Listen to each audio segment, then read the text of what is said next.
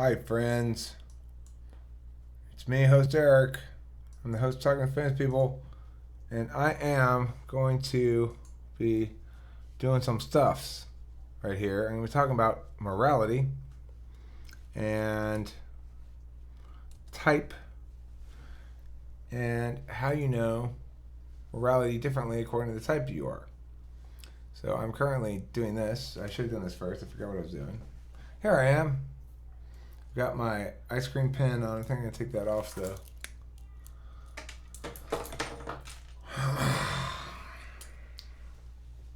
Now 3:15. Okay, so I'm very interested in the topic. I think it's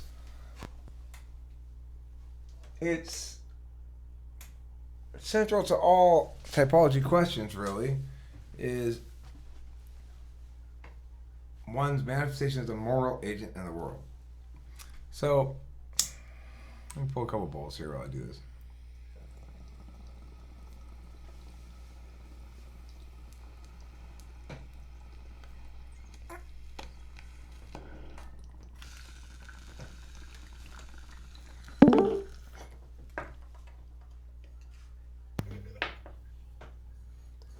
Hello. Hello.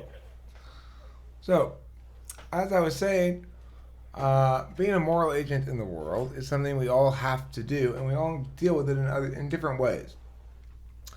There is a mistake in socionics, I think, and in other areas that says that somehow feeling stuff is ethical and thinking stuff is logical. But that's really not the case. We're not talking about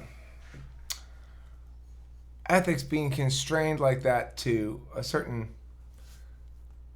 evaluatory approach. And whether you think of them as, whatever you think of cognitive functions as, what do you think of them as doing, I think it's critical to understand that they are manners of attention.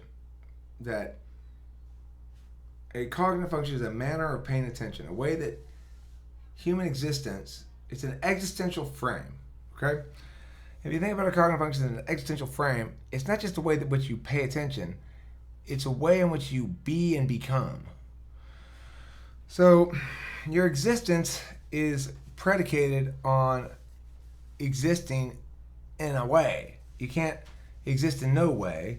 You can't exist wayless. The world is full of possible things one might attend to. The world is full of possible stimuli to prioritize and stimuli to de-emphasize. So how we determine that? Well, we can't make a conscious decision to prioritize this stimuli and that stimuli and deprioritize the other one for every single stimuli we encounter, for every stimulation we encounter. We have to instead operate under heuristics, general rules of thumb that allow us to have guidance where otherwise we might be lacking in such guidance. Look at my poker. This will do, I guess. Not really my poker, but should do fine. Getting a little cloggy in here. That's better. Okay, so manners of attention, ways of paying attention to shit, defaults by which attention is paid, according to which attention is paid. What's the default? If I go up to a door, I reach out to open the door. I reach out probably with my right hand, or I might reach out with my left hand. But what I probably won't do is sit there and make a decision about it. It's reflexive. We just reach out and grab the door handle and turn it. If we had to stop and pay attention to every single decision we made, like which hand do I use, then action would be very cumbersome. These heuristics that we have allow us to autopilot a lot of the shit we do. And the manner of our autopilot settings is basically our cognitive function configuration. So what does this have to do with morality? Well, in sociologists, they'll say you might be an EII, for example. That's an ethical intuitive introvert. I have a question. Let's see.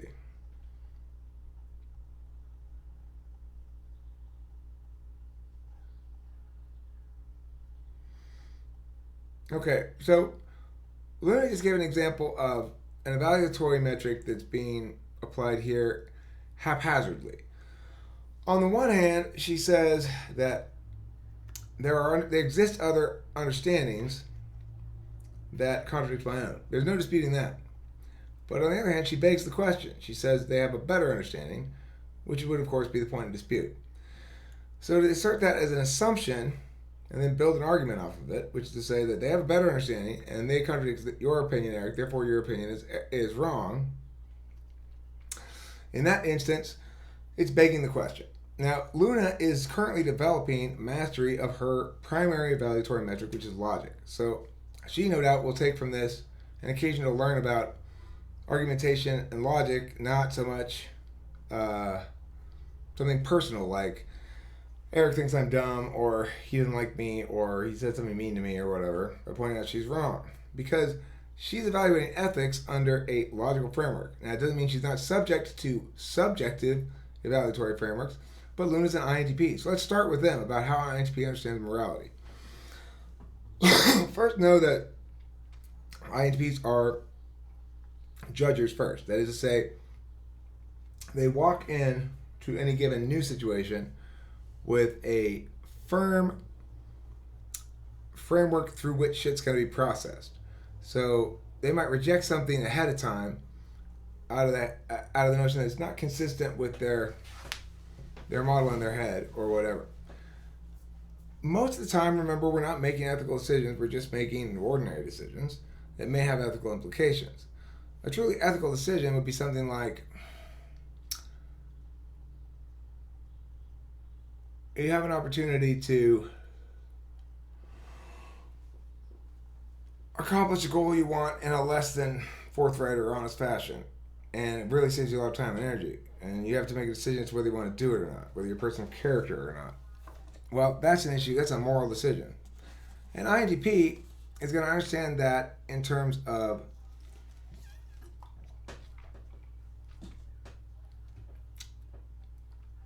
a learned structure of heuristics, rules, and principles. If they're fully developed, they'll have a meta framework that explains how those three interact. Now, it doesn't mean it's their only evaluatory function. Their other top evaluatory function is going to be FE. So they're going to be seeking that. It's not going to provide them a lot of guidance regarding ethics. And the extent to which the INTP relies on their introverted feeling to provide them ethical guidance, they're going to be stronger at it than the ENTP, relying on that. But I think it's fair to say that for all decent human beings who have empathy, the decision to do something bad is going to result in FI negative feelings if it's visible, if it's in front of you, if it's tangible. However, if the harms are distant and or the harms are not made apparent to you through showing you pictures of them or whatever, then that FI component ceases to be a good policeman for ethics. I remember when I was a kid and I shot a bird with a slingshot. I felt really bad afterwards, but I felt really excited until I shot it.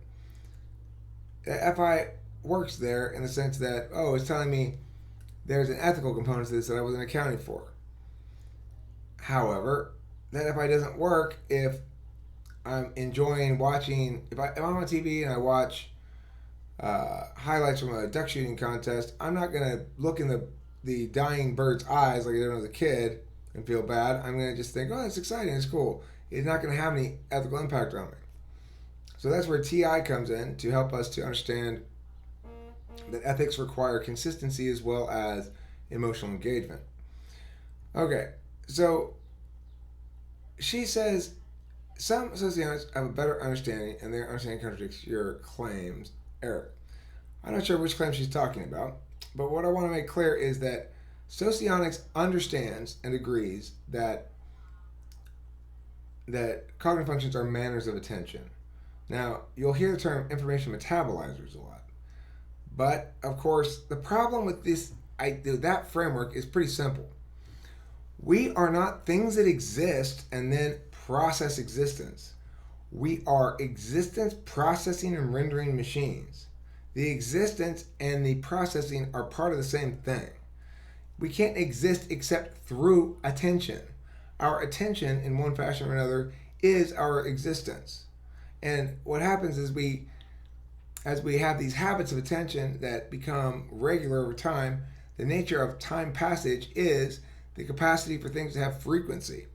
So that's why we have to understand cognitive functions in terms of time as much as anything else. We have to understand that the reason I'm NE is because let's not talk about that one for a second. The reason I have forward slash SI, it means I don't spend very much time paying attention in that fashion. That's what it boils down to. It's not exactly that I'm bad at it when I'm doing it. It's not exactly that I'm not capable of using SI to evaluate things that I don't normally do so with. It's more like that's not the best way for me to do it. And to the extent that I do spend time on SI, I don't have time. I don't have the amount of level of depth invested into SI to do the more sophisticated kinds of SI work. Note, to call them information metabolizers then is to presume that you exist, and then there's your cognitive functions, and then there's the information. But you and your cognitive functions are a single thing, okay?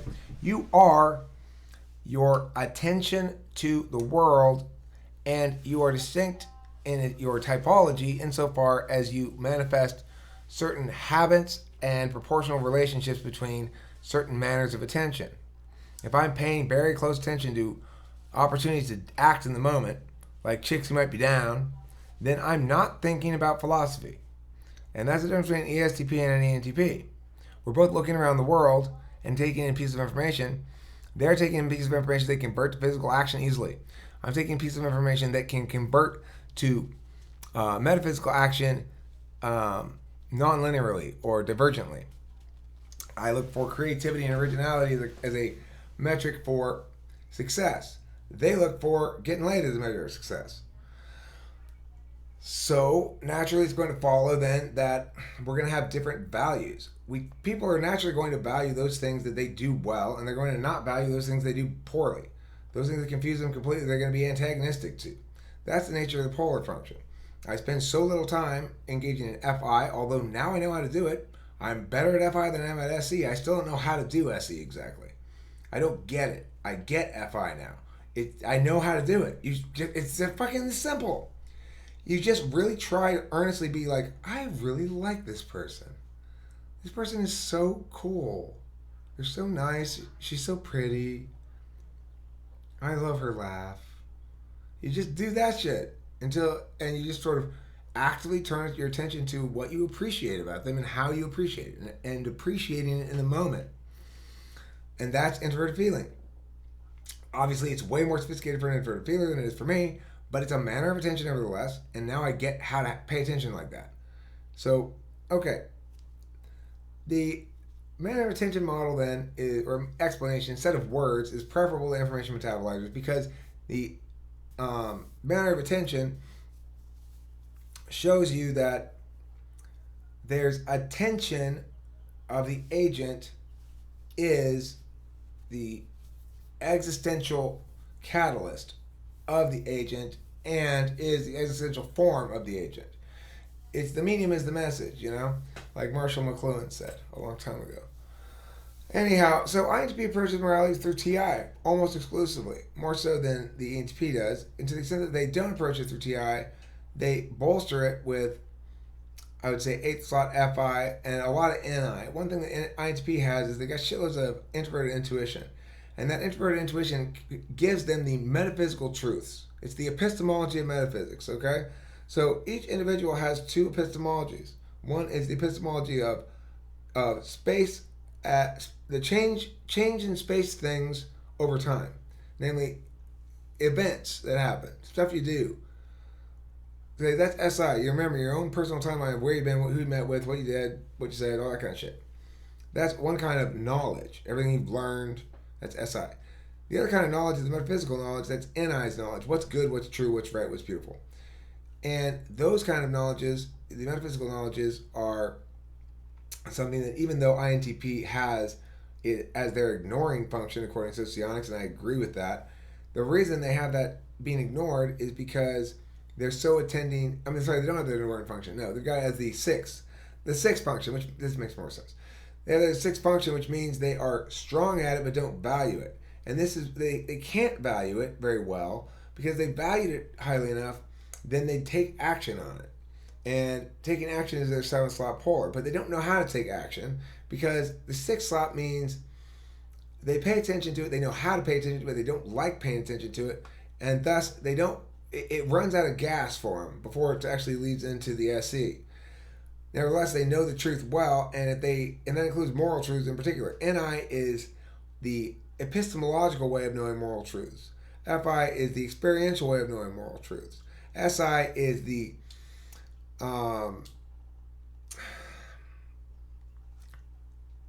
other is the physical epistemological way of knowing moral truths. You have experience of remembering when things played out badly, consequence driven. Utilitarian way of knowing moral truths is SI. SI is utilitarian, FI is experiential, NI is metaphysical, and or normative, you might call it. TI is logical. TE is utilitarian as well, like SI. And see, epistemologies don't really have judging components to it, but they do provide information on these areas, which then the judging components use to justify shit you do in different ways. Alright, so let's go on to the next type that we're going to talk about, their morality. And that's going to be, so we did INTP, let's do INFP next. INFP's morality is extraordinarily personalized.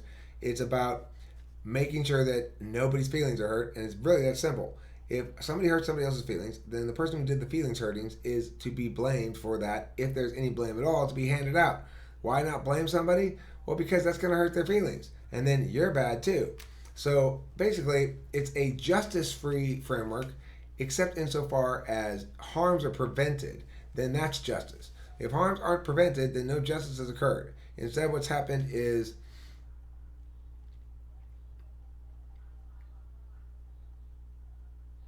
created a situation where harms are moved elsewhere, basically.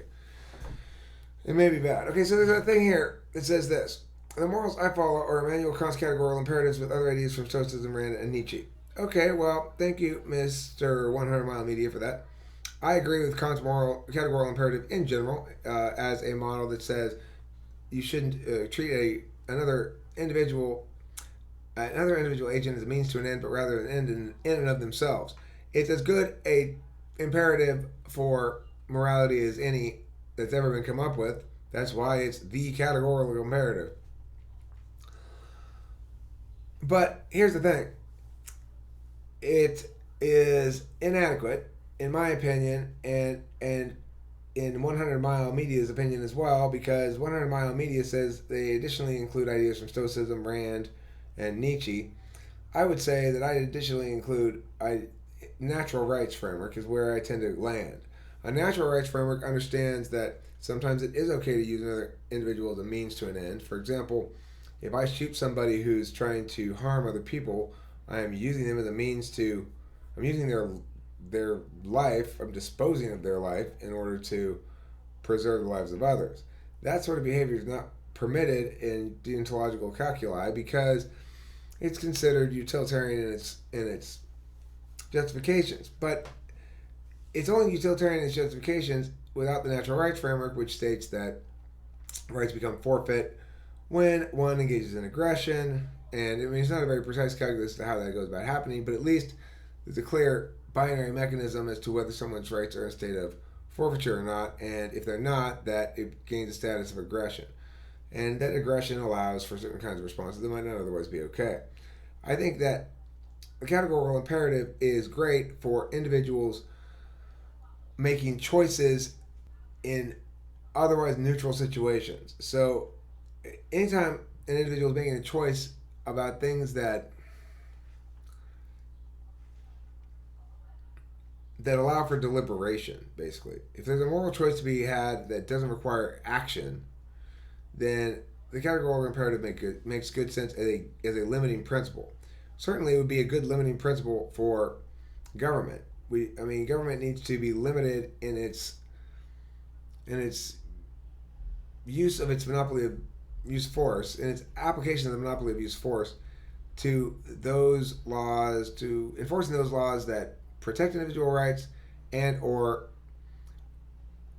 fall within the purview of what the government actually ought to do, which is very little. Now, I have an individual notion of what the government ought to do. It's a little different than most libertarians. I'm a believer in environmental regulations. I think that it makes perfect sense that the government would be the only agent that could do that. That would be the sort of thing that would justify the government's existence in the first place. Is the confounding ways of the natural world around us.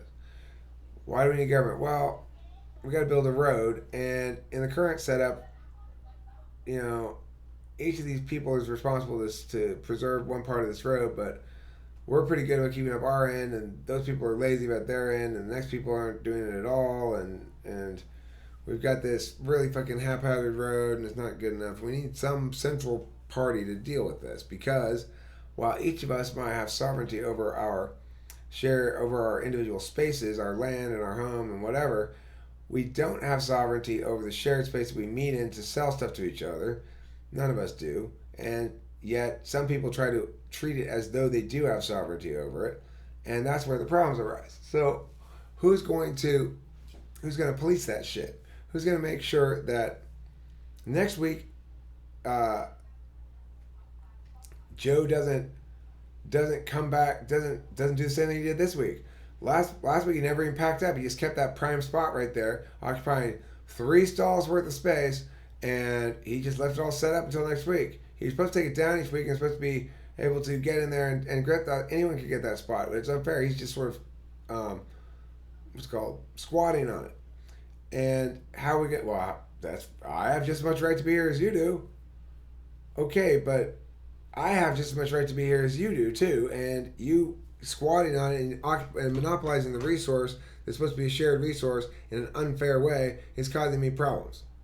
So what am I going to do about that? Well, we're going to have some sort of neutral, disinterested party resolve the matter, and since we're all doing the same thing here, we're all merchants coming to sell our foods or our wares or whatever, then we should sort of elect one guy. It's like a naturally occurring phenomenon because someone's always a douchebag.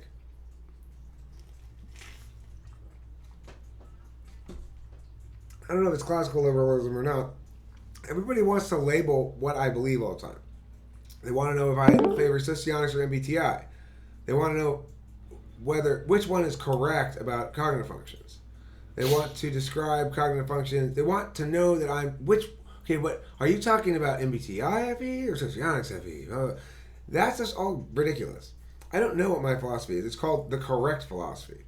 It is determined by logic itself, not by conformity to any existing model. So when I say that cognitive functions are manners of attention, and that NE is metaphysical action, and SE is physical action, and SI is physical epistemology, and NI is metaphysical epistemology, I say that because it's correct.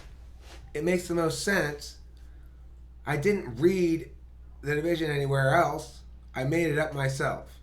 Not the manners of attention part, that I got from Socionics. It doesn't matter which parts I made up myself and which parts I didn't. It doesn't matter because I'm not after authorship here. I'm not looking to be credited for creating some system because the notion that you create a system is ridiculous. All the systems are talking about the same thing. It's just a matter of who's describing it less wrong. And I'm describing it least wrong.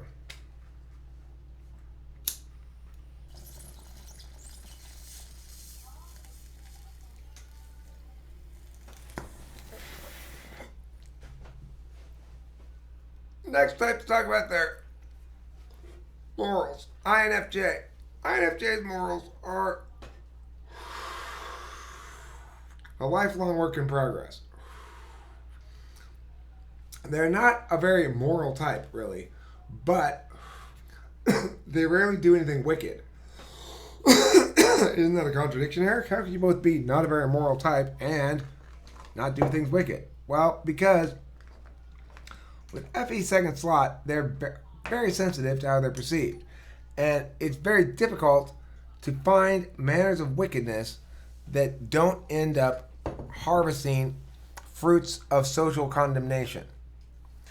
So If you don't want to harvest fruits of social condemnation, you better not plant brutality. If you don't want to harvest fruits of social condemnation, then you better not plant that poo. Don't be a douchebag or else be socially condemned is a rule that FE users learn early on. FE users in the third slot learn it kind of late. We have to have a lot of repeated lessons. We have to experience a lot of social condemnation before we learn not to be so much of a douchebag. And we never really quite get the hang of it. Can I be a douchebag now? No, Eric, you still can't be a douchebag. Fuck. How about now? Go ahead. I was gonna chime in for the INFJ morality. You mentioned FE, but I think part of it would also be tying in the two lower functions, the TI and SE, particularly with SE. In a way, it can be contradictory when it comes to having morals ahead of time. It can be contradictory to SE because SE requires sort of a like finding out process that helps contribute to TI.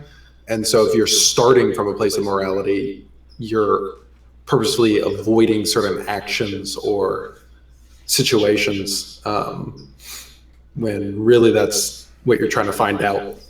Not necessarily, let me go shoot someone just so I can see what that's like, but there is a desire to gain experiences so that you can fill in sort of informational gaps. And I think that probably is least risky when it moves from truth to action and less reliable when it looks to action to explain the truth. And that's why Donald Trump is great at acting and bad at knowing which is. The thing is, it's not like he's consistently making bad decisions either, right? It's just firing off randomly. Like, well, I'm not. Okay, for every 8 actions I take, I will spend for every 8 minutes I spend taking action. I will spend 1 minute thinking about whether these actions are good ideas or not. Right. Yeah, and I'd say that that's certainly a concern or a fear, at least as far as I go. I'm not sure about other INFJs, but I would imagine that there's a proclivity towards hesitancy. Yeah. Well, one thing I've noticed is this time of year, the proclivity count gets high. It's a lot of proclivities.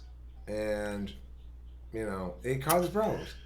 That's why I'm creating a new government program, proclivities sufferers enhancement program, where you get a free hat. It's always in the spring when the pollen gets kicked up, It's half pollen, it's half what? Proclivities. We think it's all pollen, we forget about the proclivities in there.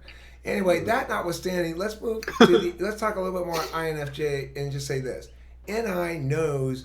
I just had this revelation as I was doing this thing today, which is, the difference between NI and SI is NI is specifically responsible for those kind of metaphysical truths, moral truths, beauty, truth, what works in a song, what makes a painting like pop versus a bland painting that's not really very good, what just shit that's right versus shit that's wrong. That's NI, knowing that inherently, and then SI is what tells us is the utilitarian calculus, where you go, okay, well, I tried that, it didn't work, and now I feel therefore that must be bad. Now what you're describing here and saying SE does that as well. Okay, I get that, but see, SI is responsible for the remembering part of what worked and what didn't work. SE is responsible for the let me just do this thing for. If you're SE first, you're like, do it, then decide whether it was a good idea. If you're NI first, you say, is it right or wrong? Is this okay? No? Okay, then I'm not going to do it. Or, okay, I'm going to do it. But the thing is, if NI is too trusting of itself and it has been warped in some fashion, it can start to believe in wickedness as virtues and become aflame with a zealot's passion.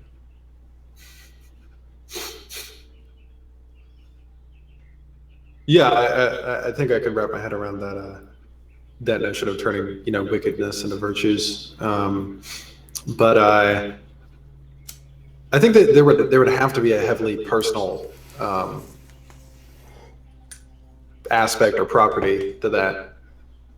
where, yeah, I imagine that would have to be tied to your emotions in some way. You'd have to feel strongly about that particular form of wickedness in order to allow you to believe that it was a virtue. You need something to counteract the negative feelings that you would get from potential backlash in acting that way. Okay. Well, I mean, but the thing is, if anybody's going to be able to do that, it would be INFJ, because they don't value their introverted feelings as a mechanism. They may be good at them if they need to use them for their own purposes. They don't value. I'm never going to say, well, let's prioritize following the rules because they're the rules. Even though I might be good at making rules and coming up with algorithms and shit. Similarly, I think you might say, well, let's not prioritize how I feel about it just because I feel that way about it. I may know how I'm going to feel about it now. I may even be so strong about it I can sort of tell how I'm going to feel later and understand how the feelings of others are going to meow and around the meow. But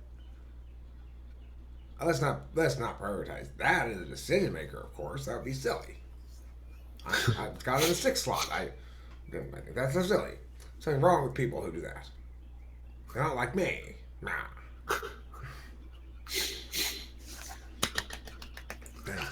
Yeah. Should we do ISFJ next? I'm going down the I's and the S's and the J's. Okay, so ISFJ is, their morality is whatever the conventional norm is for morality, plus a little bit safer. Plus maybe 24% safer. Actually. So you take your standard. This would be a safe person, and this is a person who's being kind of caught. Here's a person being kind of reckless with his morality, doing things that bruise people, making decisions that are kind of questionable. We're not quite sure. Here's a person who's always errs on the side of caution. Your ISFJ is somewhere down here, right? They're going to err on the side of caution so much they're going to avoid making moral decisions at all and just go with the thing that they know is safe. They don't like having too many possibilities or choices because, of course, that overwhelms them.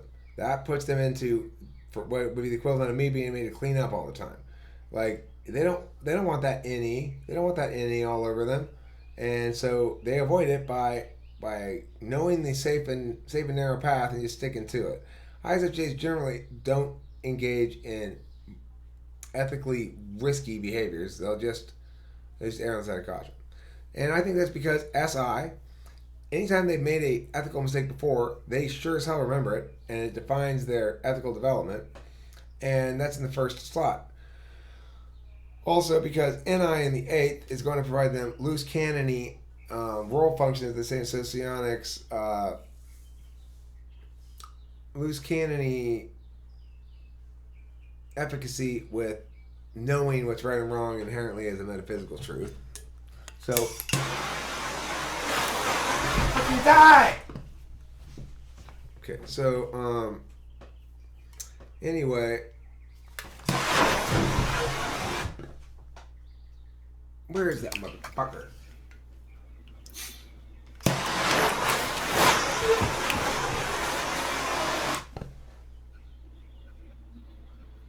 Did I get it? Just remember the house, Eric.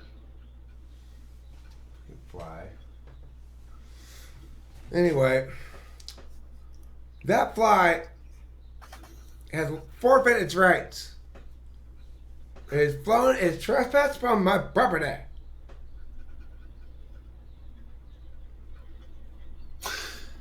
One thing I would throw in, I understand you're going down the lists, but you'd mentioned there being like a correct way of seeing things. Sorry for being so, not concrete with what you were talking about earlier, but like that there's like a right way of seeing things, but it comes down to like information on how different types process different things. That fly couldn't process the fact that it was, trespassing on your property. Probably didn't have that framework in its head, but it doesn't change the fact that it's still your property. Right. Okay, so if you don't know whether you're an ENFP or an INFP, okay, this is pretty straightforward. Do you want to be in a long-term relationship with one person forever and ever and ever, Or do you kind of really kind of want to go try out more people all the time? If it's the former, you're an INFP. If you kind of really kind of you're like, well, this guy's been fun, or this girl's been fun for a while, but we've been going out now for like 6 weeks, and this person over here is new and interesting. Oh my gosh, I really like them. If you do that, you're ENFP.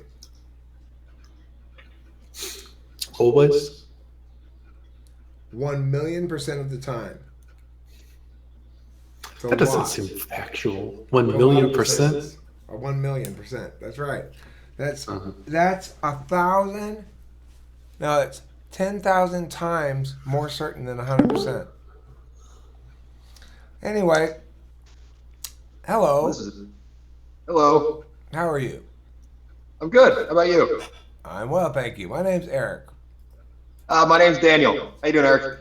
Good. Welcome, Daniel. We're talking about moral agency and personality types. Is there a type you'd like me to start talking about next, and then I'll ask you if you have any thoughts on it as well? Well, yeah, sure.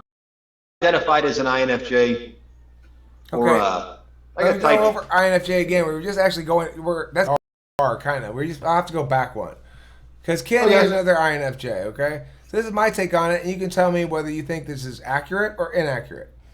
My take Okay. on it is that an INFJ begins with introverted intuition. That's fundamentally the function that deals with knowing which of a set of options is the best or the right option, what things are most true inherently, which things fit, and also which moments are the right moments to take action, timing, things like that. Okay.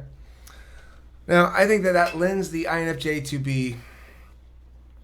to have a pretty clear moral vision on things in general, because of course metaphysical truths like right and wrong and true and false and beautiful and not beautiful and other aesthetic matters of the sort, those are the domain of introverted intuition. However, because it's introverted intuition, what it sacrifices in exchange for that is a reflexive, like as an ENTP, I as a default look to other possible answers. As a default, NI looks to the one true answer. So I'll have you chime in 1 second. So as a consequence, I think they start there, then that colors at least some of their ethical framework. Go ahead. So I hold my finger up because it's usually it is about one truth. One truth. Okay. So right. So it's in that regard, extroverted intuition and introverted intuition. That's why if you have it as the dominant function, the other one's ignoring, because I'm by default looking to other possibilities. Well, that's the wall. Well, what else is it though besides the wall?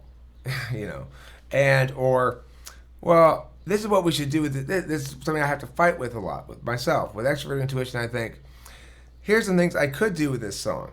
Introverted intuition, I've learned to rely on it more and more and more, which is with a song in particular, it compels you to understand this song needs to have one melody that is its identity. It needs to have one little trick there, Eric, not 6 little tricks there. 6 different ones. Let's put a lot of different noises here. It doesn't work, So I've had to learn to use introverted intuition to understand the one best way to do things rather than the 5 other newer, weirder ways to do things. So that's an example of introverted intuition. Whether that applies directly in morality terms, I'm not sure of, because I don't really understand introverted intuition that well because it's my ignoring function, even though I understand it probably better than most ENTPs. The other component of morality that comes into play with the INFJ is they've got extroverted feeling, which is a function that manages others' perceptions of you.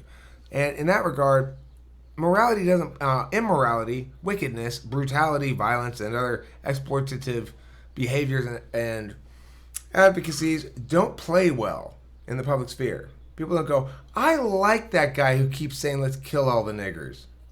Right? People don't say that. They don't like that guy. They condemn him. So it does constrain the behavior of each of us in a way if we're an extroverted feeler, because we care about it in varying degrees. Now, for INFJs, with it as a tool function, you know that to use it effectively builds off of having used it effectively before, that there's a certain cumulative element to it. You have a certain amount of sort of FE capital as you gain likability and or lose likability. Those sort of things are variables that cause that causes FE to naturally consistently err on the side of more ethical rather than less ethical, because there are fewer social risks with being more ethical and there are great social risks with being less ethical. So that's my second part of the analysis on INFJ ethics. Do you have any commentary on that, either Ken or Daniel? I was going to say, I was going to bring up TI, and because of its placement being in the tertiary position, you might try to sort of, not short circuit, but you might try to arrive at truths, or rather certainty, faster than you're actually developing them, which is a potential issue. You will want to be certain about a truth. You'll feel a hankering for a truth, but rather than let that sit and cook for the time that it needs to, you decide, well, I'm going to be certain. What was that? I said I usually try to combat that with consuming massive amounts of information. You know, like I always feel that full information, process it. Do I ever get closer? I think it actually is, you know, having TI as in your third slot is I don't know if we can use it as effectively as we think we can to come to those truths. Yeah. Well, you gotta slow down at some point and pin stuff. Sorry, Eric, we need to keep on schedule. I was going to ask if this is a good analogy. Basically, you're saying that for you at least, your experience of TI is that sometimes you can let it go, yourself go, I really wish I had a hamburger. I really want a hamburger. And then your TI goes, well, maybe that's a hamburger. And you kind of go, oh, okay, well, no, that's not a hamburger. Is that equivalent to what I'm talking about? Because TI can give you something that appears initially to be consistent. It goes, well, that seems consistent. That seems to be analogous in this relationship to something that's known to be valid and functions axiomatically. It's not always like this, but you can have times of bad interplay between NI's metaphysical harmony seeking and TI's certainty seeking, to where you're finding connections. I think it's part of the reason why I've seen several INFJs that are really into conspiracy theories. It's because it's like you're seeing connections, and it's like there's connections, but it's like there's not as much awareness or understanding of confirmation bias, and the desire to be certain leads you to conclude certain things about whatever you're looking at. I think INFJs tend to frame everything through human motivations, and it's understandable because they work with human motivations. Whereas ENTPs tend to understand everything through consistencies because we work with consistencies. To me, I know a debate coach, another really good debate coach, extremely smart guy, would sound a lot like me if he weren't an INFJ and more worried about not coming across arrogant, pedantic, assholey, or whatever. I put up with a lot of, I'm comfortable with in myself a lot of known, like things that I know after the fact. If I had prioritized FE, I would have done it differently. But I've come to accept the fact that it takes energy to remember to prioritize FE all the time. And I get tired of it, and it starts to bug me. And then I get, tantrumy about it. Well, fuck you then, I'll have bad FE! And so it's better if I just don't worry about it that much, or else I get fussy about it. I don't really like TI that much. If I could just have my NE pure, just sort of like make noises, go la la, that'd be fine. Did you still have more to add on the ISFJ? What I have to add right now is I have to find cigarettes. I think I finished the pack I have with me. I hope I have a pack in the car. If I don't, I'm going to run through drive-through dairy. I'll be back in like 3 minutes. Ken, can you hold down the fort? Yeah, what direction were you taking us then? Do you got to do the introverts?